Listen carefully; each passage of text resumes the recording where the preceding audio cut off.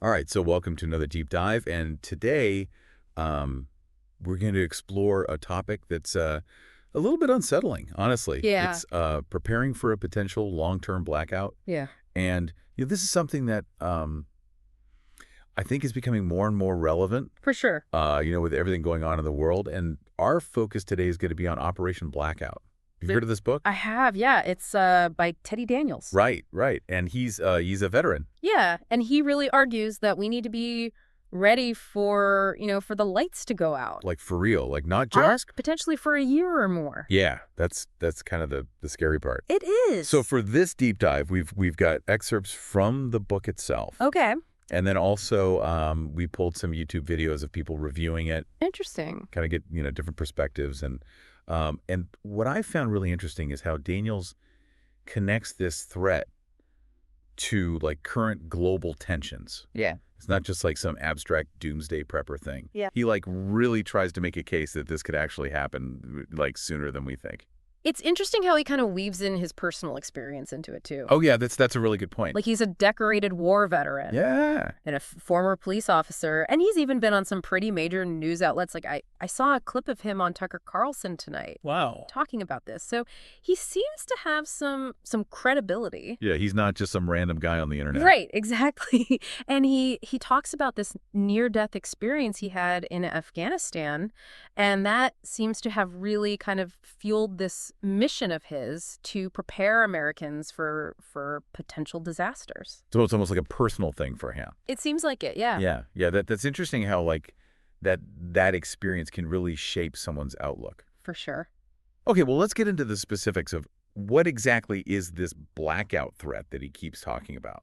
So Daniels and these YouTubers outline like a few potential causes, but one that really stands out is a high-altitude electromagnetic pulse attack. Okay, now that's a mouthful. It is, yeah, HEMP attack for short. HEMP, yeah. Essentially, it's like a weapon that would be detonated high above the atmosphere, Okay. and that releases this blast of energy that can fry electronics and knock out the power grid over a massive area. So it's not like a traditional explosion. No. It's like an invisible waves of energy that just shuts everything down. Right. Exactly. That's terrifying. Yeah, and the scariest part is that countries like Russia, China, even North Korea are believed to have the capability to launch these attacks. Really? Yeah. One of the reviewers that I was watching actually highlighted this report from the EMP Task Force on National and Homeland Security. Oh, wow. And they estimate that a year-long blackout from an EMP attack could be fatal for 90% of Americans. 90%. 90%. That's a crazy number. What Yeah. makes a blackout so deadly, though? I mean, it's not like like an explosion or a hurricane. Or it's not the immediate impact that's the main problem, it's the ripple effects. So you think about it, like,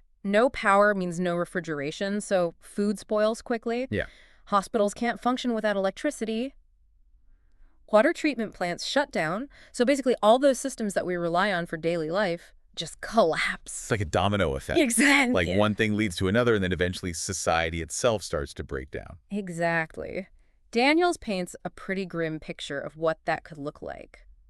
Widespread panic, looting, people fighting over resources. That sounds like a movie. It does. I don't want to be in that movie. Yeah. He argues that in a situation like that, you can't rely on the government to help you. Oh, wow. You have to be self-sufficient. So, okay, we've got these potential triggers for a massive blackout. Yeah. The HEMP attack being kind of the most alarming one. Definitely. But Daniels also talks about other possibilities. It does, yeah. So solar flares, for instance, that's a natural phenomenon Right. that could have a similar effect on the power grid. Okay. Maybe not as widespread or as long-lasting, but still a significant disruption. And then, of course, there's the constant threat of cyber attacks, Yeah. Where hackers could target our infrastructure and potentially cause blackouts. Yeah, we hear about that all the time. Right. And we can't forget about nuclear explosions, obviously. Right. Devastating on their own, but they also carry a significant EMP threat. Right. Oh, really? Yeah. So it's not just one single threat we're talking about. It's a whole range of potential events that could lead to the same outcome. It's kind of like, why are we so vulnerable to this in the first place? Shouldn't our power grid be more resilient? That's a great question. And honestly, part of the problem is that our electrical grid it's interconnected Okay. and highly complex. Yeah. So a disruption in one part of the system can cascade and impact the entire thing. Oh, so that's like a chain reaction. Exactly. And plus, a lot of our critical infrastructure relies on outdated technology. Really? That's just inherently vulnerable to these kinds of attacks. Wow, it sounds like we're living on a bit of a nice edge here. Kind of, yeah. And Daniels argues that the current global situation is making things even more precarious. Right. Yeah, exactly. He points to the war in Ukraine, for example, Huh. and the rising tensions between the U.S. and China over Taiwan. Right. He also mentions the volatile situation in the Middle East.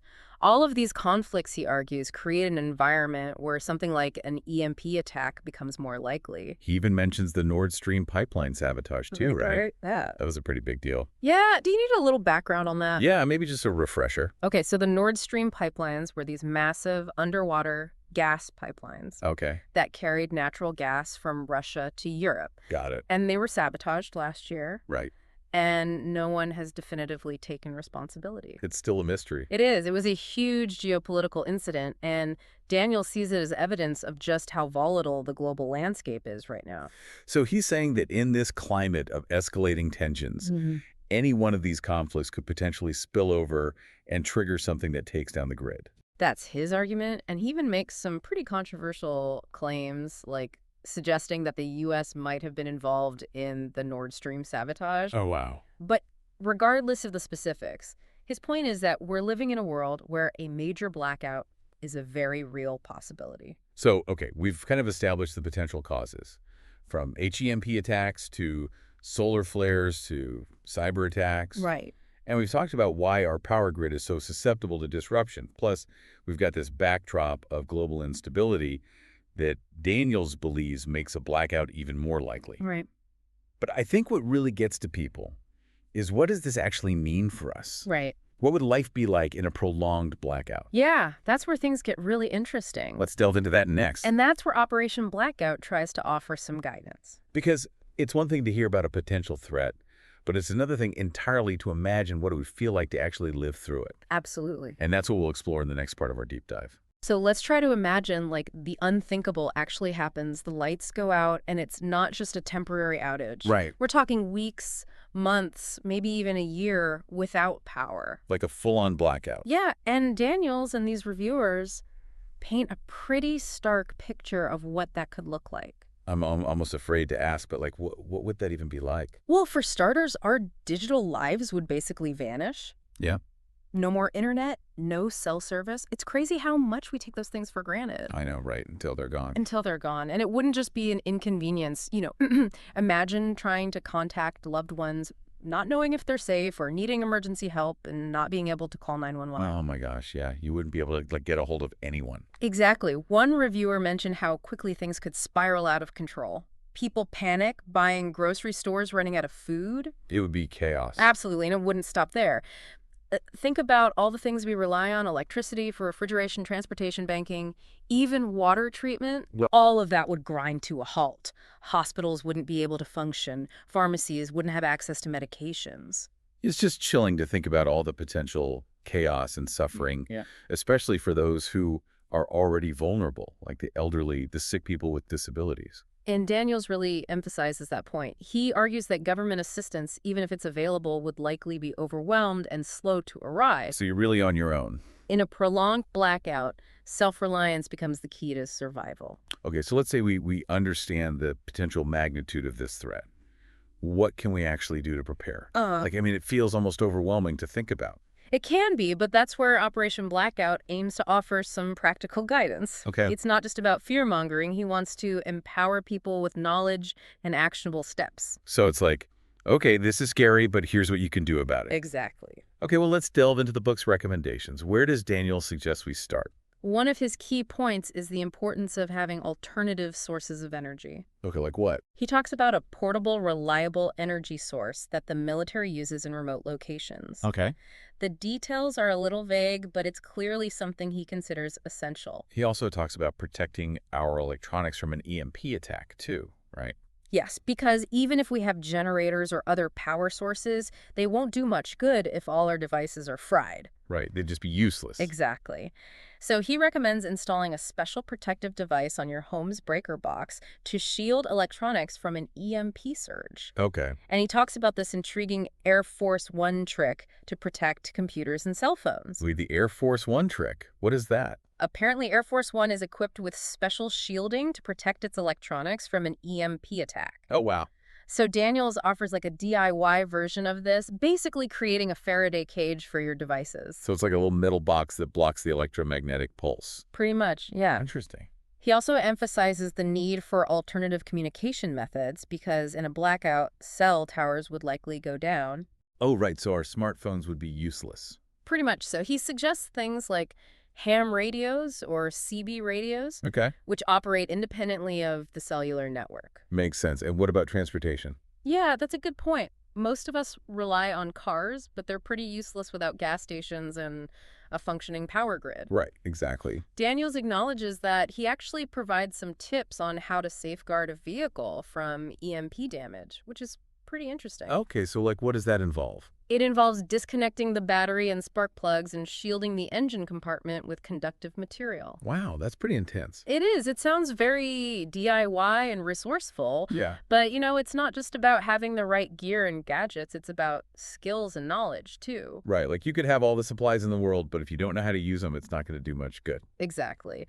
Daniels talks about learning basic survival skills, like fire starting, water purification, first aid. Those are good skills to have anyway, regardless of whether there's a blackout or not. Yeah. Exactly. And he also emphasizes the importance of having a community, a network of people you can rely on in a crisis. Yeah, because you're not going to be able to do it all on your own. Right. It takes a village, as they say. It's interesting because it almost takes us back to a more self-sufficient way of life, like our ancestors lived, except they didn't have to worry about EMP attacks and cyber warfare. Right. It's like this blend of modern technology and old school survival skills. And Daniels argues that it's not just about physical preparation, it's about mental and emotional resilience, too. Okay. Being able to stay calm and adapt to rapidly changing circumstances. So it's not just about stockpiling supplies and learning how to start a fire. It's about developing a mindset that can handle extreme stress and uncertainty. Exactly. He wants people to be proactive, not just react when disaster strikes, and Operation Blackout seems to offer a framework for doing just that. So it's like a whole way of life. It's not just a checklist of things to buy. Right. It's about being prepared for anything. Okay, so we've covered the need for alternative energy sources, protecting our electronics communication strategies, transportation considerations, and even the mental and emotional aspects of preparedness. But Daniels also includes 2 bonus guides with Operation Blackout, right? He does, yeah. One is called the Invisible Survival Garden, and the other is How to Turn Your Home into an Impenetrable Fortress. Oh, those sound intriguing. They What are. those guides focus on? So the Invisible Survival Garden is all about learning to grow food discreetly. The idea is that in a prolonged blackout, having a food source that isn't easily visible to others could be crucial for avoiding unwanted attention or even theft. Well, that's a good point. Yeah, because people are going to be desperate. Exactly. So he talks about planting in containers, using camouflage techniques, selecting crops that don't draw too much attention. It's like blending your garden into the surrounding environment. Exactly. Okay, and what about the Impenetrable Fortress guide? That one is about securing your home against potential threats. So he talks about reinforcing doors and windows, creating early warning systems, establishing safe rooms within the home. It's all about creating layers of protection to deter intruders and keep your family safe. So it's like making your home both physically secure and psychologically reassuring in a chaotic environment. Right. And these guides highlight how Daniels approaches preparedness in a very holistic way. It's not just about surviving, it's about thriving, about maintaining some semblance of normalcy and security, even in the most challenging circumstances. And that kind of ties into his message about preparedness being a patriotic duty. Yeah, It's about taking responsibility for your own safety and the safety of your loved ones. exactly. It's about being proactive, resourceful, and resilient. He seems to be tapping into that spirit of self-reliance that's deeply ingrained in American culture. It's a powerful message, and one that seems especially relevant in our increasingly uncertain world. So we've covered a lot of ground here, from the potential causes of a blackout to the specific steps we can take to prepare. But I'm curious what stands out to you as the most important takeaway from all of this. What really strikes me is the interconnectedness of everything. Daniels isn't just talking about surviving a blackout. He's talking about building a life that's resilient in the face of any challenge. Okay. It's about self-sufficiency, community, and a willingness to adapt. I agree. It's about recognizing that we're not as invincible as we might think, Right. and that being prepared can make all the difference in the world. And that brings us back to Operation Blackout. Whether you fully embrace Daniel's worldview or not, the book offers valuable insights into the potential risks we face and the practical steps we can take to mitigate them. It's a reminder that knowledge is power, especially when it comes to facing the unknown. And that brings us to a thought-provoking question for you, our listener. So if a year-long blackout were to occur tomorrow, what settle item would you wish you had prepared in advance? Oh, wow. That's a tough one. It really makes you think about what's truly essential, doesn't it? It does. Like, is it food, water, a way to defend yourself? Right. Or maybe something less tangible like knowledge or a strong community? It's interesting to think about how our priorities might shift in a situation like that. Like, Yeah. what we value now might seem completely irrelevant Right. when we're faced with, like, the basic needs of survival. Totally. And there's no right or wrong answer either. It depends on your individual circumstances, where you live, who you're with. Right.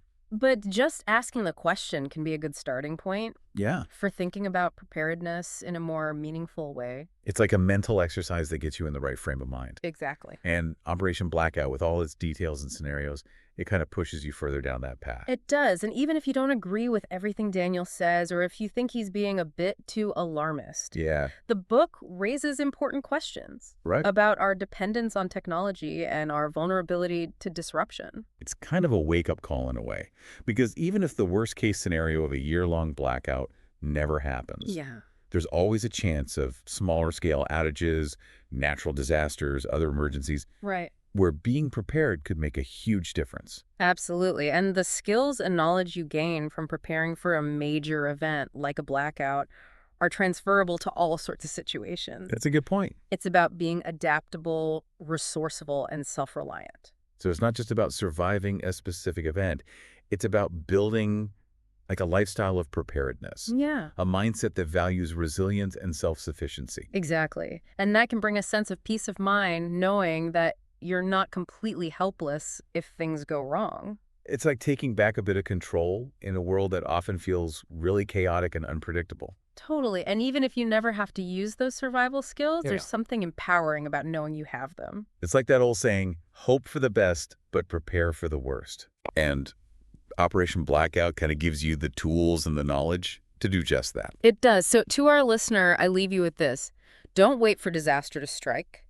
Take those first steps towards preparedness. Start by asking yourself that question we posed earlier. Right. What's the one thing you'd wish you had if the lights went out tomorrow? And if you're looking for more guidance, check out Operation Blackout.